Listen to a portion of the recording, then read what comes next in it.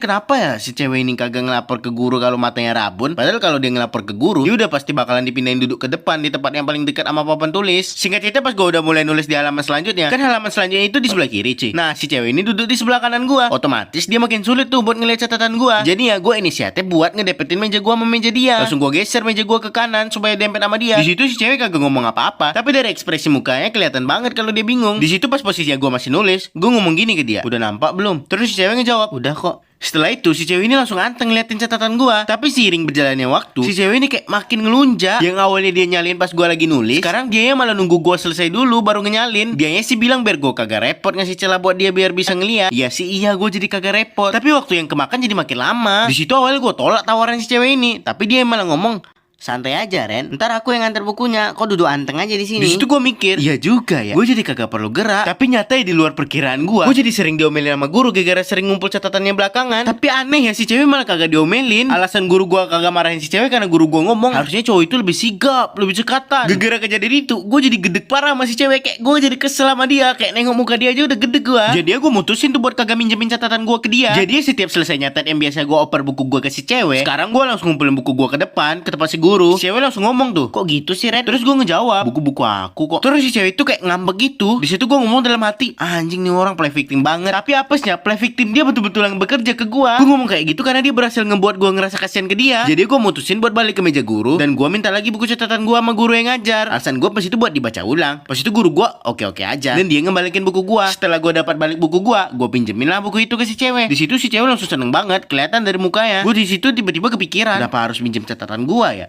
Padahal tulisan gue kayak cakar ayam. Ya meskipun tulisan gue masih bisa dibaca sih, tapi hitungannya masih masuk kategori jelek. Tapi sebelum gue bisa nanyain ke cewek, dia tiba-tiba ngomong, "Nanti aku beliin mie ayam ya." Di situ gue langsung, sip. Setelah kejadian itu, setiap gue selesai nyali rangkuman materi dari papan tulis ke buku catatan gue udah pasti bakalan ngasih buku catatan gue ke si cewek. Gue juga gak tahu kenapa, tapi kayak udah otomatis gitu. Sampai-sampai teman sekelas gue ini ngira kalau gue ada hubungan sama si cewek ini. Mereka kayak, Ren, kok pacaran ya sama si Anu?" Seriusan, Ren, gue sama si Anu pacaran? Di situ udah pasti gue jawab kagak. Emang kenyataannya gitu kok. Tapi pada suatu hari, gue kan ngambil izin libur sekolah 5 hari gara-gara ada acara keluarga. Simpelnya seminggu lah. Otomatis bangku gue kan kosong itu. Jadinya cowok-cowok udah pasti bakalan rebutan duduk di bangku gue. Ya kali kesempatan emas kagak diembat. Gue bisa tahu itu gara-gara pas gue udah masuk balik ke sekolah, si cewek ini cerita kayak begituan ke gue. Gue pas itu cuma jawab, "Oh, ya udah sih." Tapi habis gue jawab gitu, si cewek malah nanyain ke gue, "Kok nggak marah, Ren?" Terus karena gue bingung, gue jadi jawab gini, "Marah? Marah kenapa?" Terus jawab tuh sama si cewek, "Gara-gara cowok-cowok lain deketin aku." Terus gue jawab, "Ya enggak lah, orang kita bukan siapa-siapa." Setelah gue ngomong gitu, yang gue pikir si cewek bakalan jawab, iya ya," atau "Oh,